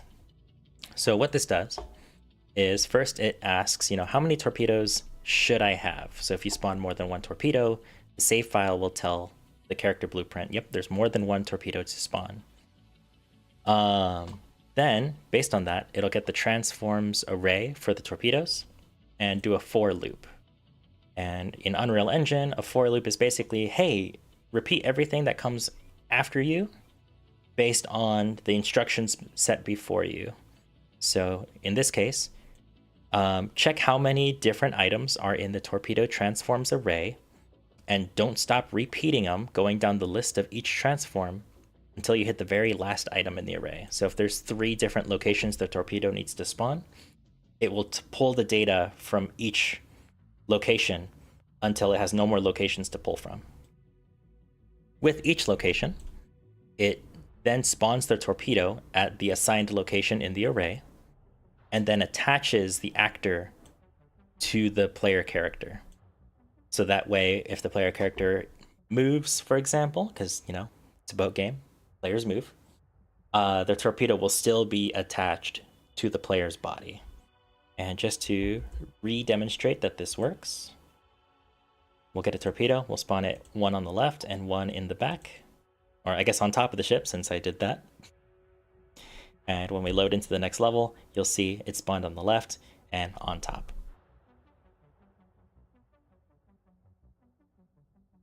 Toby's asking, have you ever explored an OVS language? Do you know what that is? Red? He might have stepped away. Yeah, I was sorry. I was in the bathroom. I was. No, no, What was the question? He's asking if you have ever explored an OVS language. I'm not sure what that means. So object, verb, subject. OVS stands for object, verb, subject, and Fun fact: sign language is object, verb, subject language. Oh, So okay. yes. Makes sense. And a lot of it's something I've come to notice is that a lot of the times English is backwards with compared to most languages. But yeah, No, that I I'm would believe learning it based on Spanish over the my summer. knowledge of Sorry, go ahead. Japanese. Based on my knowledge of Japanese, English being backwards makes sense to me. Yeah, it's something that like when I was a kid, when I first went to high school, and I took a Spanish class, I made the comment that my mom made, which was, "Oh, Spanish is backwards." But like the more I learn about it, The more you realize it's the other way around. the more I realize. Actually, wait a second. Hold on. No. I've got this wrong. Sign language. So OV, object, verb, subject. No. ASL is object, subject, verb. It's OSV. Sorry, Oh, I have that OSV. backwards. Okay, so not OVS, OSV. OSV. Yeah. Toby says English is subject, verb. I forgot what O stands for again. Object. Object, Yeah. subject, verb, English is object. subject, verb, object. Most languages are VSO. Okay. Verb, subject, object. Okay. So I guess I have a lot more to learn than I thought I did. The world's a very big place. It sure is. OVS languages. I'm looking this up. All right, torpedo's been implemented. Man, I really should have planned out backup things to work on because I genuinely only had like one thing I wanted to work on because, not gonna lie, guys, I've been sick all week. My brain has not been in it this week. I genuinely thought about canceling today's stream, but I took some medicine last night that helps me sleep better, and I woke up kind of feeling like, you know what, I can do it today. I can do it today. All right, well, I hope I know 4 languages and partially a few more and have a love for linguistics. It certainly would help you, huh, Toby? Yeah, that's fascinating. I'm currently on my 3rd language. I'm gonna be learning Spanish over summer, and then I want to learn either a like South Asian language or a different European language. I don't know. I don't know. I haven't decided yet because that one's gonna be a while for in the future. I took German for a couple weeks of high school before switching classes because I wanted to go in a different direction, but German seemed like it would have been a fun language to learn with what little I had experience with it. So if you want a Yeah, recommendation for a European language, I recommend German, but yeah, and Draven knows knows German, and I thought about learning it because he knows it, and so I could like talk to him about it. But Draven's our mutual friend, but like I don't know. German doesn't interest me much. no, that's fair. It's not a bad language to learn though. I actually like think that would be really good for me. I mean, ideally, you would study a language that you'd want to engage the people with, right? So Exactly, and I like German culture. German culture is actually really cool. let me take a step back in my content drawer and see what I should probably be working on. Oh, Toby said something. If you like exploring linguistics of a language, look into Klingon. Was made to be alien for ease of learning, has no exceptions, is OVS, and you can bend and create words with the use of multiple prefixes and suffixes. Isn't Klingon Mm, what was used for Star Trek? yeah. Interesting. Well, the thing is that I'm more interested in linguistics through the lens of culture. And I'm not going to say Klingon doesn't have a culture, but the culture largely consists of English-speaking Star Trek fans. And I don't know if that's the kind of like I would rather go into other cultures than that. Oh, uh, Toby's response is, in that case, the culture is pretty weak. Yeah. It does seem interesting though. One of my favorite parts about Spanish so far that I've been learning is the how much suffixes change words and sentence structure, which is really interesting. He says for But that's, Klingon, there's 1,000 speakers worldwide. Yeah, that's a pretty small community. I mean, it's bigger than some languages. Hold on, I wonder if there's data on that. Let's see here. Languages by number of speakers. Yeah, it's been Googled before. List of languages by total number of speakers. Wikipedia is great. Actually, I haven't actually properly set up the basic stuff that I was going to for the shooting mechanics. What am I trying to say? Oh my god. Maybe once we hit stream. maybe once we hit 1 o'clock, I'll take a break. Okay. In the original Game Jam project, when you fire the turret, the first thing it does is check if the line of fire is blocked by a really short range. I have it set at 200 units here, which is pretty small. If the line of fire is blocked, it won't shoot. But if it isn't blocked, like it has free reign of fire, it'll fire a projectile. And by doing so, I have a point light attached to the end of the barrel that'll flash to kind of simulate a muzzle flash. And it'll turn off after like a brief moment. I haven't even set the muzzle flash up. That's something we need to set up.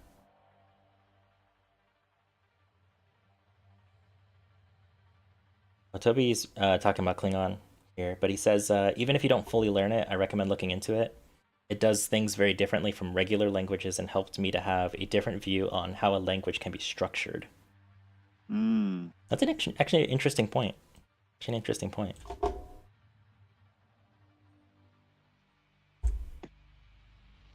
Let's see here. Aha, okay. I finally have the stream up for realsies this time. Okay, cool. Anyway, yeah, I mean that's the thing. That's what ASL was for me. It was a language that really got me thinking about what sentence structure means and what like how other languages have different words that don't have translations. And so I mean I understand. And Klingon, I probably will end up looking into Klingon eventually. But I don't know. It's something that like I want to spend my energy finding people and cultures that I can like not only study but also like be a part of, you know? And that's really like ASL is something that it doesn't have you can't have ASL without the culture. It just simply doesn't work. Stay away from Slavic languages. Yeah. I was looking into Polish once because I was debating. This was before I decided on Spanish. I was looking into Polish because I was like, you know, Poland and Ukraine are like have interesting cultures that are like super oppressed and often have like weird things going on. And I took a brief dive into like a dictionary, and I was like, no, absolutely not. I'm not touching this. Y'all can have a wonderful time over there. I don't have any relation to this, and I don't want any. A language that I'm like passively interested in, as in like I want to know but not enough to actually study it, is I think it's Arabic, where they write the characters from right to left. And the only reason I even learned about that was because of are you familiar with the Studio Ghibli film Porco Rosso? It's the one where the pig is a pilot. Oh no, I haven't seen that one yet. First off, highly recommend. Really good movie. Yeah. What was it called? Porco Rosso, Porcorosso. Oh. Oh yeah. Okay, yeah. I've seen a little. I haven't seen the movie, but I've seen a little bit on this movie. Yeah. Yeah, so one of the appeals of the movie is how much it tries to kind of communicate international like relations through its world. And one of the things it does is that it'll send translated messages on screen, and it'll have like I think 10 languages on screen at once, just communicating the same message. And that's how Wow. I learned about the right to left writing that I think Arabic has. And I always thought that was super fascinating. But again, not enough to want to learn the language because it's more of the writing style that I'm interested in than I am the language itself. Yeah, and I mean that's something that's super interesting about a lot of East European languages, including Slavic, Mm-hmm. and, like the Slavic languages, is that they're all. Oh, forgot my phone was on vibrate. Sorry about that. You're all good. But they're all completely different than English in both culture and language. Like I think there is no, like maybe in like the 20s or something, like East Asian languages were always like, oh, it's so foreign and I don't know or whatever. But no, actually, no. Before then, it would have been yeah, that's not even close. The thing is that Arabic is so different in culture and language. It's the closest thing that the English speaking world has to aliens. Like even their music theory is like completely different. No, you're And right. I it's never different thought about it that way, but you're totally right. Yeah, it's crazy. I thought about learning Arabic because it's so different and there's such a stigma in America about it. Most European languages have left to right because ink would get smudged with your right hand. That's so funny, actually. Dude, that's Cells have kind of become like right to left why the American English doesn't use like extra vowels compared to the British English because they didn't want to spend the ink. That's like similar energy. I love that. Yeah, I love when like logistics gets in the way of language. Well, maybe not gets in the way, but like language has to adapt because of logistics. That's so cool. Right, because you have your right hand hammering the thing, so you can see where you have successful. That's so cool. Where you've written it down on the stone. Wow. And especially because their language is so wavy when you write it down. Mm-hmm. Man, how would you even go about chiseling? I want to look Chiseling, into hammer and chisel. I want to Oh, go ahead. look into why Japan uses katakana and hiragana for their writing languages. Like I know that katakana and hiragana spawn from a desire to be different from, Chinese kanji characters. Yeah. But like what justified, foreign words need a completely different writing style. Like that's something I don't know the answer to, and I'm super curious about now that I'm thinking about it. I mean, the only thing I know about Japanese history is from the Bill Wirtz video. So like, Oh, the I history of wonder if Japan, that's I guess. yeah. I mean, Oh, I've learned a little bit about it through other sources, but they're all meme sources, so I wouldn't really rely on that. I mean, part of what he said about how different regions under different rules had slightly different writing styles. One of the funny things about that is, well, obviously it's true. That's what makes it funny in the first place. But also that even to this day, some of those writing quirks still persist in Japan. Like how people in Kansai pronounce and write certain words is not the same as someone who lives in Tokyo, which I think is super fascinating. Yeah, you mentioned that when you went there. Yeah, and then there's also like all the subcultures, like how I'm gonna apologize. I'm gonna say some words and people probably don't know, but like I ran into gyarus when I was in Japan, and the way they talk was so radically different from even the people sitting on the other side of the table from me that it was just like, and they live in the same place. They don't live in different regions. It's just because they decided to indulge in a different subculture, they say things differently. Like when people refer to themselves, it's usually ore, watashi, very straightforward language.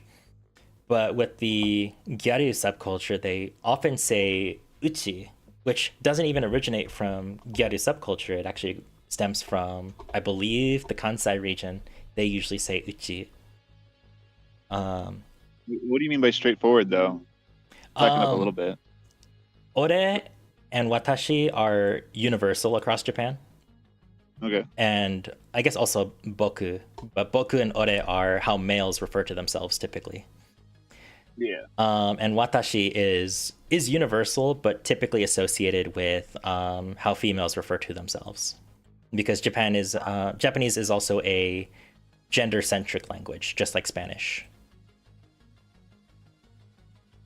But I don't think it's to the same extent as Spanish, because I think Spanish you also change the name of the object depending on the associated gender of the owner, and Japan doesn't do that. To my knowledge, I'm still learning. It's a whole rabbit hole. Yeah, I mean, Japan. That's one thing about a lot of East Asian languages is that it's so complex that it's like scary to learn. Most European Obviously languages not are also gendered. That's good to know. I did not know that. Yeah, I know a few. I know that a lot of the romance languages are gendered for sure. I know this because I was looking into a lot of them. Italian's the one that really catches my eye, but I didn't see. The thing is that kanji typewriters, like, I don't know how a person would type in kanji on the computer, let alone on a typewriter. Actually, I type in kanji on the computer, so I can actually tell you how that works. Yeah. How does that work? Okay, so on the computers, when you type, by default, it auto-populates as hiragana, which is native Japanese characters. Yeah. And then it literally spawns a drop-down list below the word you're actively typing of recommended auto-completes. Some of them are in hiragana, some of them are in katakana. And then by the time you finish entering the word, depending on which program you're using, you either hit spacebar or enter to confirm which version you're trying to type. Wow. God forbid you're trying to type a word that isn't in that autofill list, though, because then you have to fight the machine to type what you actually want to type. And,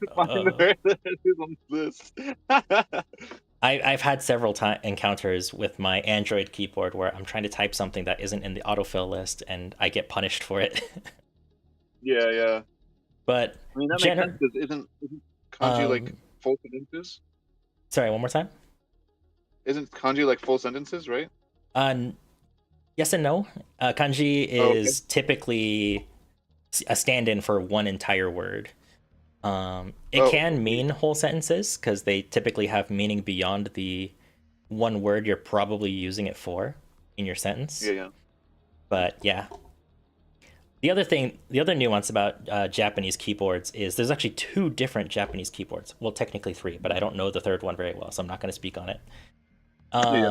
So obviously you have your QWERTY keyboard, as we call it in the US. And the Japanese literally type in English what character they're trying to type. So if I'm trying to type katana, I have to type in Katana and select the hiragana or kanji katana. That's whack. Yeah, but it gets weirder because Japan also has. I wonder if I can get like MS Paint open. I don't have MS Paint. Okay, what do I have? I have Krita. Hold on, let me get. Oh wait, there's Paint. Wait, that's a store page. I don't want the store page. Where's Krita? You have Paint.com. Paint.com also could have worked, but I have Krita opening now. Sure, yeah, whatever works. This will only take a second to draw. I have to draw this because explaining the mobile phone keyboard is almost like explaining God.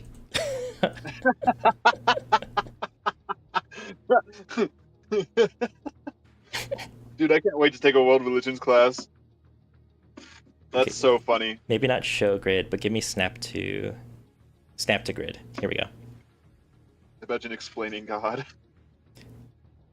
So here's your like phone keyboard layout. Okay. It's broken Yep. up into subgroups like this. Mhm.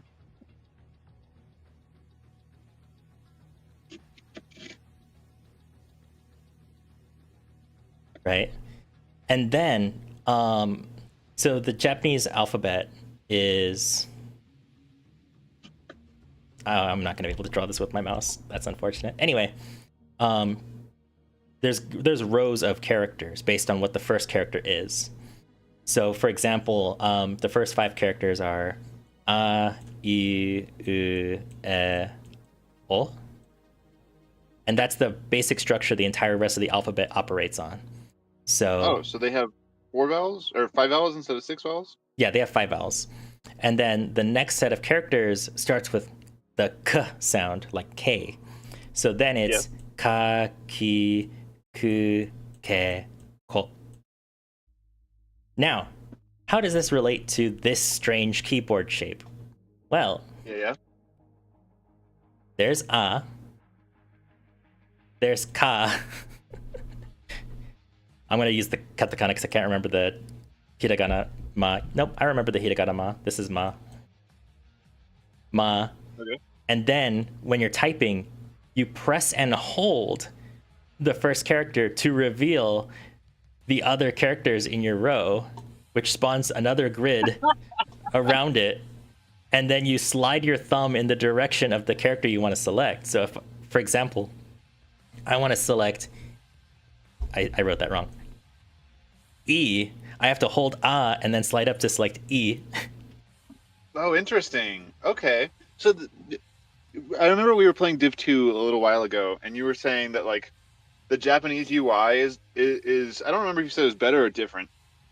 But like Different. this makes a lot of sense considering how much UI they have to get to just to communicate, let alone like do other things. Yeah. That's actually why like when you're a beginner in learning Japanese, you're like, oh, thank God for katakana and hiragana. There's no way I could memorize all this kanji. But the more you learn about the language, the more you're like, thank God there's kanji. I would not be able to read half of this stuff. Like, for example, if you want to say, I can't remember, there's a meme sentence that everyone uses to prove that kanji is valuable. And the word mother is haha, typically. There's different ways to say it, but haha is the most typical way to refer to your mother. Those lines are crooked, Toby. That's so funny. But haha also can mean a number of other things. So there's a meme sentence where if you translate it from kanji to hiragana, it says something like haha wa haha no haha wa watashi no haha wa no wa haha. And it's just like, oh, thank God there's kanji. Oh, thank God there's kanji. And what doesn't help is the ha character, this thing right here, is also a sentence joiner, pronounced as wa. So if you have haha next to wa in hiragana only, it's basically impossible to read. Unless you study sentences very, very carefully. So there's this dude. I'm going to relate this to my experience, if that's okay. Go ahead. There's this dude who he's on Instagram and he does a lot of ASL stuff. He's an ASL kind of influencer, and he has this series where he takes a bunch of signs that rhyme, and the way that sign language rhymes is by using the same hand shape. Okay. And so like he would take 5 or 6 signs that look similar and make a sentence with them. And so essentially, like he's moving his hands in different ways, but the hand shapes stay exactly the same. And so it's really hard to differentiate where the words end and where the next word begins. That's what that reminds me of. Like using several words of the language to make a sentence, and then it just sounds repetitive and you don't know which word is which. Yeah, that's pretty much how that goes. I wanna ask Toby about you said different they Germanic languages have different genders for objects than Slavic languages. How does that work? Do they like swap the genders, or do they have different? Do they have were they into the non-binary before it hit the Western world? I guess. I was not expecting that phrasing of the question. Well, I don't know how to ask the question, so I'm just kind of like getting something out there. No, that makes sense. That makes sense. I just wasn't expecting it. Because wait. I know the Germanic languages, some of them are like weirdly progressive and have been for like a century, and some of them are not so progressive and are really stuck in their ways, especially the ones that were super influenced by the Catholic Church. Hmm. And I know basically nothing about Slavic languages except for the fact that except for what little I looked into the Poland. I don't think he's. He might have stepped away. Oh, there he is. There he is. Okay. They evolved separately, so a table in German is it chair. Oh, is chair, and in Slavic it's she chair. Yeah. No, I think they have it right where it's in German it is its chair, and in Slavic it is she chair. That makes sense. Okay, that makes sense. Fascinating. And I believe the word for chair in Spanish is female. Hmm. Oh, what am I I don't doing? remember what the word is off the top of my head, but I remember talking to my friend who is Hispanic about it. She's the reason why I'm learning Spanish. So you know. Mm-hmm. Oh man. Okay, I'm going to call the stream here. My brain is just like, I don't know what else to work on, man. Like, there's so much to do, and at the same time, I don't know where to start because I'm disorganized without a guiding post. So I'll make a guiding post for next week's stream, and if I can get some work done on the side off stream, I'll get that done as well and cover what I did, just like I did with today's stream. But Toby, thanks for the insightful conversations today. It was genuinely a Yeah, lot of thanks, fun Toby. learning about coding languages and how other languages format their writing and speech patterns. Hopefully, you'll tune in again. And everyone else who was either lurking or just tuned in for a couple seconds, thanks for coming by. We'll pick this back again next week. But until then, have a good evening, weekend, Wait, whatever when's you're your next doing. stream? Huh? When's your next stream? 11 o'clock Saturday next week. I'll put a schedule post up Monday because that's when I usually set that stuff up. Cool. Oh, Toby's got one more insight for us. Germanic languages use articles. Slavic languages use suffixes. Oh. Is there Discord where I could continue this conversation? Unfortunately not. Ooh, you're getting requests for a Discord. I am getting requests for Discord. I'm scared to set up a Discord because I don't have the bandwidth to moderate, and I don't want to have people at risk just because I don't have that bandwidth. But I'll put it into consideration.